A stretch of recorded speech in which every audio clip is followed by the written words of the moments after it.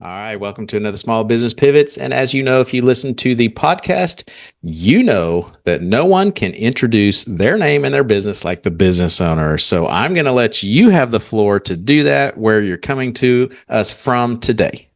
Hi, well, thanks for having me, Michael. My pleasure. Yeah, my name's Elina. I am the founder of an e-commerce dog brand called Dood Woof, and we specifically uh, focus on the doodle market, and I'm from Austin, Texas. Austin, Texas. Well, how do you think we're going to help our listeners today? They're mostly small business owners, and most of them are stuck, maybe not had as much success as you have. How do you think we're going to help them best today? Talking about niching down, I think that is a very big key to success as a small business. I think that if you are too broad, then you're competing with all these big giants that have $1 million ad budgets and they will crush you before you even start. Well, I love how you just get to the core. They will crush you. So let's introduce the show real quick and we'll be right back. Welcome to Small Business Pivots, a podcast produced for small business owners. I'm your host, Michael Morrison, founder and CEO of Boss, where we make business ownership simplified for success. Our business is helping yours grow. Boss offers business loans with business coaching support. Apply in minutes and get approved and funded in as little as 24 to 48 hours at businessownershipsimplified.com. All right, welcome back to Small Business Pivots. Let's talk, go back into some background a little bit, because I know our listeners like to kind of know who we're listening to, and so how we can be relatable. Anything fun happened growing up or full of trials and tribulations? Because I know for small business owners, a lot of times we get stuck in the head. That's what's blocking us from being successful. What was kind of your upbringing like, so we can get caught up to where you are today? So I immigrated here from Ukraine when I was 3. So grew up with immigrant family, and they're all like self-made. No one in my family has ever had a business, and a lot of my life was about like stability. And so I'm very grateful that my family was able to help me during my life, and really just they just put everything into me.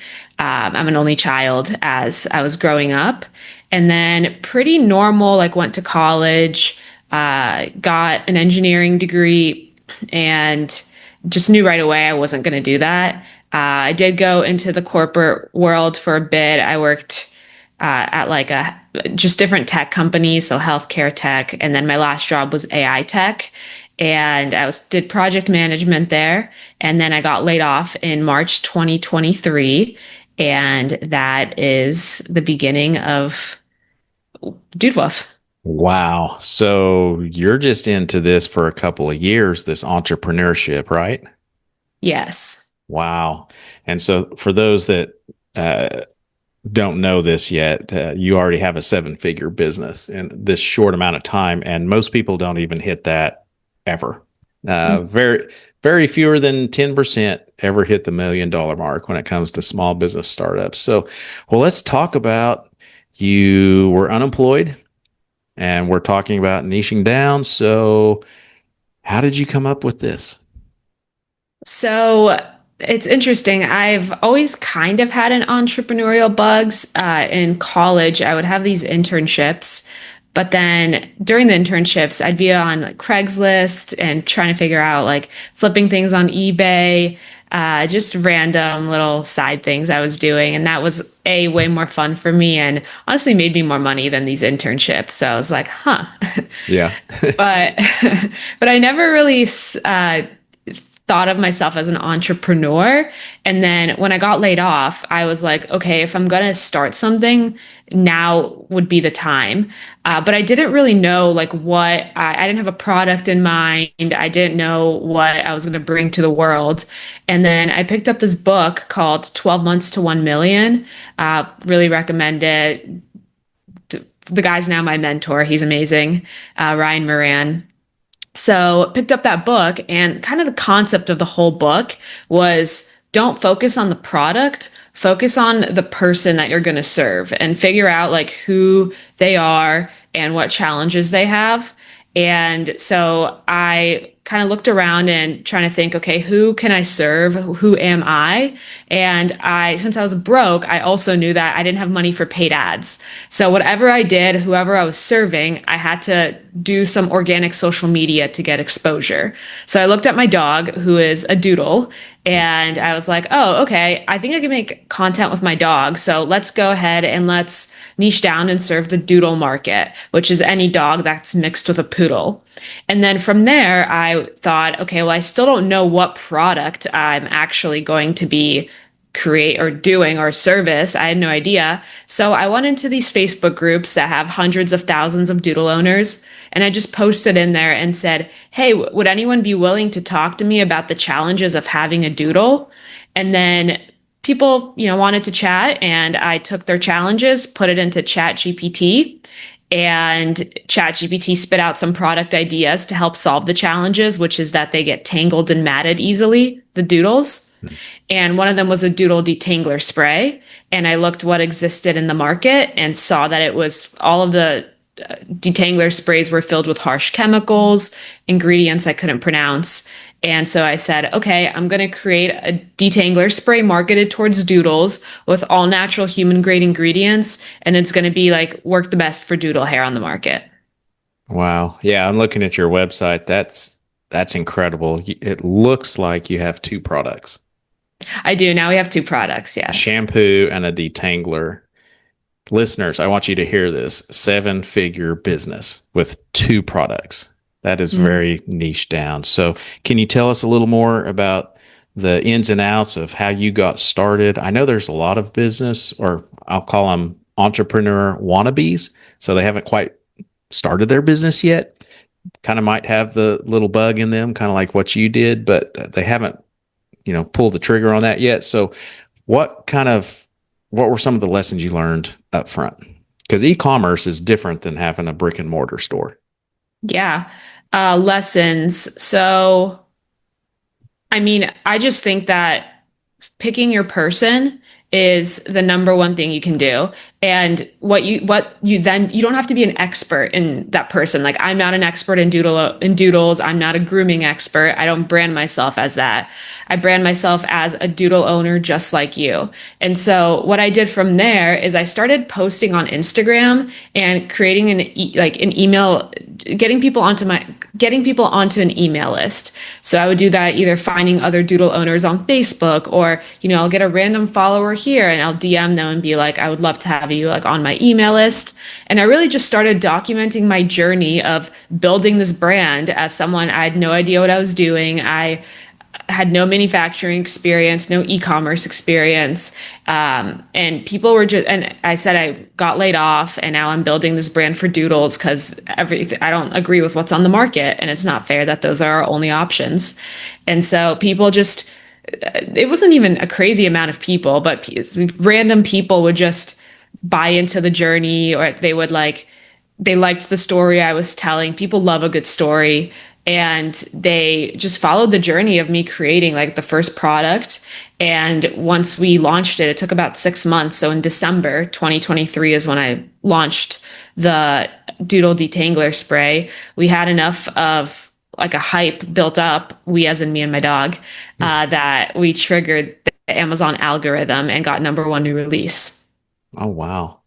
So a lot of people hear about content, and something you said was you didn't have a budget because you were unemployed, didn't have all the campaign dollars. And I know for a lot of people, they try the organic route and it just doesn't work. And the thing that I hear still with business owners is everybody says it's about content. You got to get people engaged. But I understand what they're saying, because everybody's so inundated with email list, campaigns, targeted ads, and they just don't want to sign up for anything else. So how did you cut through that? By niching down. So if I had a pet brand, this would never work. But when I create videos that say DIY enrichment game for your doodle, or doodle breath mint, or are you a doodle owner? That like cuts through a lot of that noise. And really, I just, my, if you go to my Instagram, we've been posting a lot less because we work a lot more with influencers now, but who do a lot of the posting. But um, like my content is what I try to do is I sometimes make videos about the product, but really it's just about providing value to doodle owners. And that's like the content that I want to make. And yes, the products is how the business makes money, but I just want to keep providing value and value and value. And honestly, 100% part of that value is creating products that they actually want. So they have a challenge and I create a product to solve that challenge. That's what they pay for, but I also provide them value by giving them ideas for new games to do with their dog, for their doodle, etc. So that kind of, I think that mindset does break through the noise a bit. So you mentioned the book 12 Months.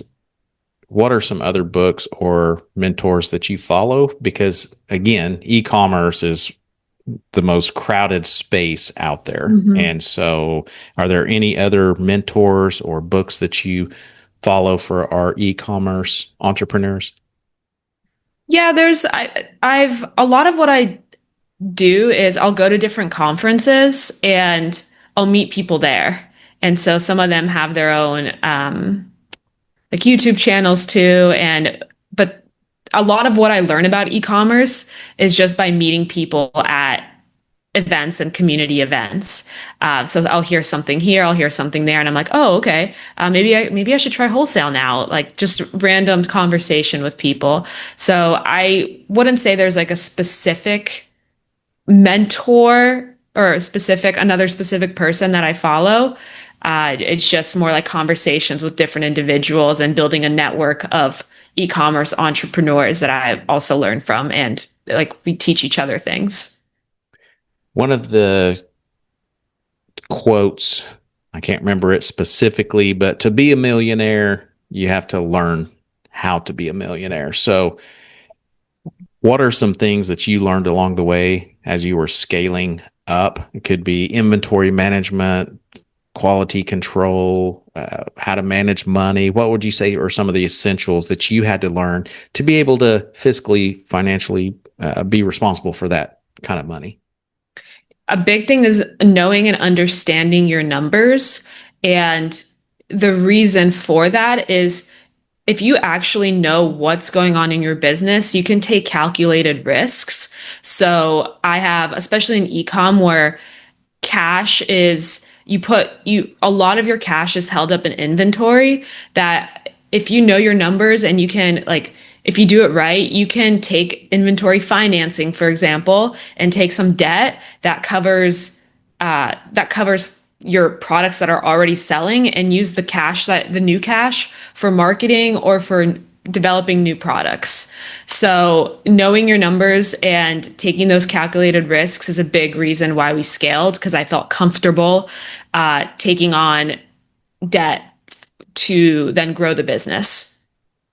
What would you say as far as the strategy from day one? Was it just survival and it's still kind of survival, or did you come up with some type of strategy? In other words, did you see yourself scaling this quickly? So strategy has always been, we only had one product for over a year because the second one took a while to develop. It's a very good product. But also I wanted to create systems and have things in place that I can continue launching new products and have a framework for them. So second, we launched the shampoo #1 new release. It quickly got to 100 reviews. Like we have systems in place where I'm confident that every single launch that we have now, we're gonna get #1 new release for that product. And so that's part of the strategy of the business, is just having systems in place and just developing things that our customers want and being transparent with them, like asking them what they want. I'm not going to make any assumptions. I'm going to go to them and they're going to tell me what they're looking for, what challenges they have. I'm going to create it, and then I'm going to ask them for feedback send them samples to try. They're going to be the ones developing it, really. And then after that, they're going to love the product because I know they're going to love the product since they helped with the process. And then I'm going to ask for reviews. And that's just like the framework of building an e-com brand. How did you do the product development? Do you actually have space? Did you use other people? Are there resources out there that can help with that? So went the manufacturing route. So I don't create the product at my house or anything. And so it's made in the US. And a lot of it in the beginning, I didn't know what I was doing at all. So I was talking to Chat GPT and YouTube, et cetera, and just trying to meet some people. But found some manufacturers on just by Googling, like dog shampoo manufacturer, something like that. There's also some other sites that you can use that manufacturers post on them. And then most people told me they couldn't create what I wanted to create, which is why it didn't exist, because I wanted an all natural detangler spray or an all natural shampoo, but it was very hard for that to actually be created. And then ninth page of Google, finally, I found someone after wanting to give up like multiple times. I was going to say 9 pages. I know. But they said they would work with me, and so they helped. I looked at different blogs of how people were creating detangler sprays at home, and I saw there were some common ingredients. So we talked to them, and it was just back and forth. And then we would send me samples, and I would send it out to my audience, and then so it was like a little system like that. So systems and processes are important. We preach those all the time as a business coach. Knowing your numbers is important. How do you see the future for your business now that you've got 2 standalone products that's supporting you and the business? Where do you see going from here?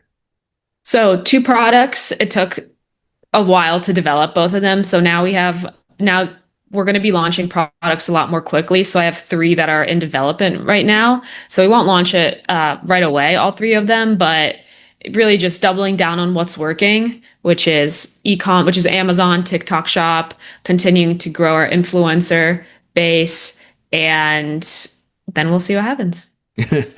How do you specifically reach out to these people? You said you send them a DM. Are people openly saying, sure, send me another email? Because I know that's one of the biggest challenges with entrepreneurs. They say, I know I'm supposed to have an email list, but no one wants to join another email newsletter, even if it pertains to what they're doing. Yeah. A lot of people don't want to join. It is easier once you have. You're listening to Small Business Pivots.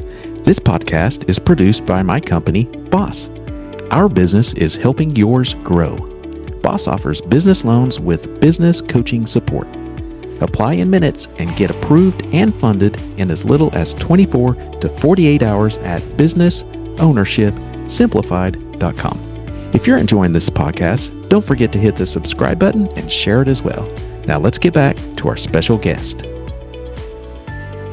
Yeah.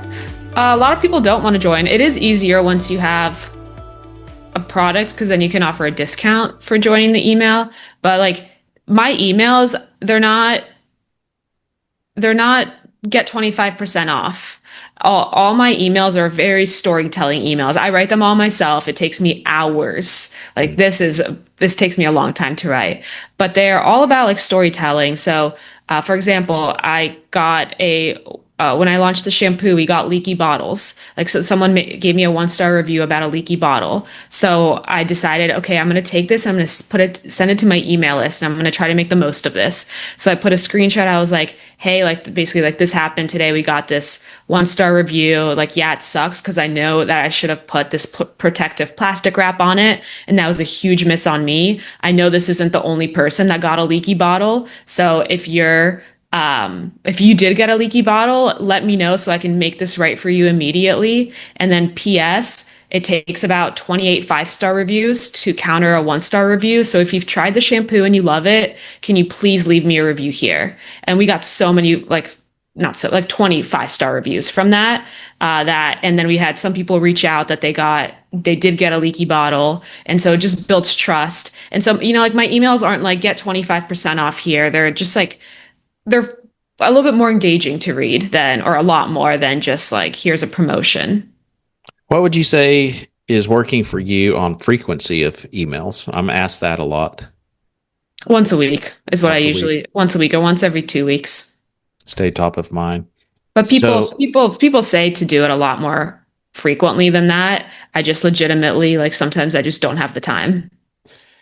and I don't have the time to read all those more than once a week anyway. So, Yeah. as a consumer, once a week is good for me. Uh, let's talk about AI. So, you mentioned you had some experience in the corporate world Hmm. using that. You kind of brought that into your entrepreneurship. For entrepreneurs, this is Q3 of 2025. What are some of the, I guess, the best tips or insights you can give on how entrepreneurs can be using AI right now? Because there's still a lot of people out there that I talk to that I've heard about it. I asked it a question, and that's about the extent of it. I mean, how can it really help a business? It sounds like it's been instrumental in yours. Yeah, it's basically like your assistant and it's my assistant's assistant. Hmm. So I legitimately think that this can be an 8-figure brand with only having one other full-time person because of AI. Wow. There's a lot of stuff we do manually, like the customer experience. Like we do all the emails manually. We basically any touch point really with the customer, especially post-sale, pre-sale too, is all manual. That's just like the vibe of the business. It's very small business, like one-on-one interaction. But there's a lot of back-end things like researching new retail shops. Like give me a list of all the retail shops and the contact information. Like we'll use AI for that. We'll help with blog writing. We'll set the framework for some sort of message or outreach message to influencers, and we'll have AI edit it.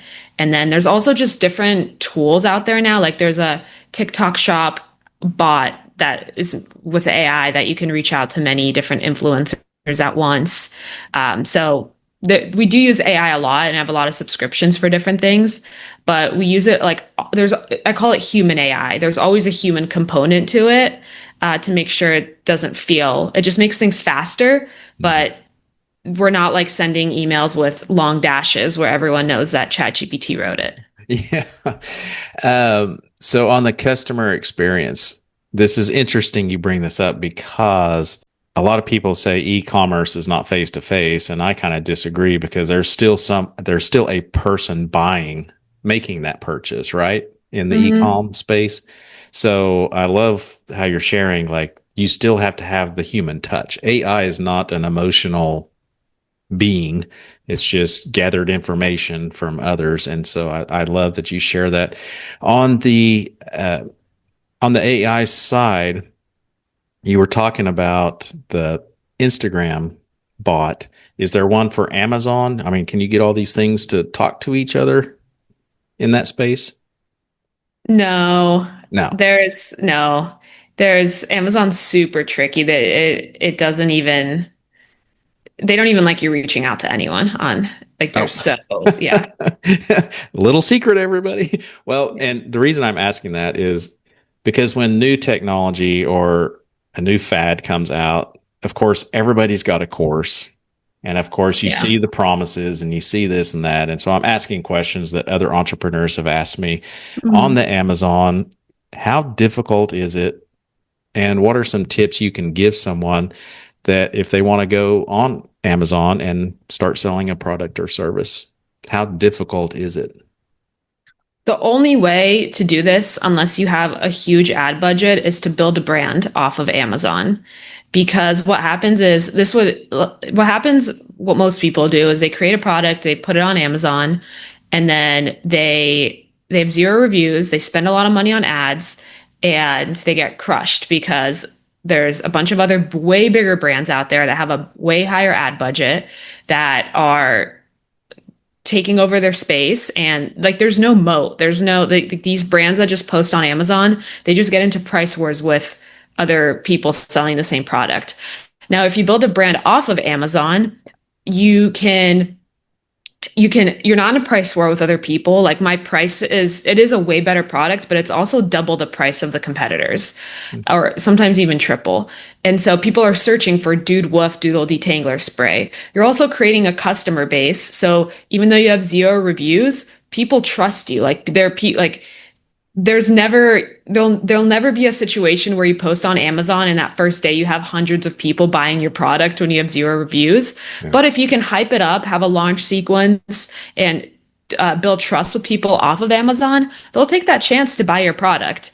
And then you can go and ask those people for reviews. And you really don't need that many people. Like if you have 100 people that buy your product, leave you a review, 5-star review, that's enough to really that's plenty to actually then get organic people on Amazon to go and find you and trust your product. So the only way, in my opinion, to do this is building an audience and a community off of Amazon and then sending them there to buy.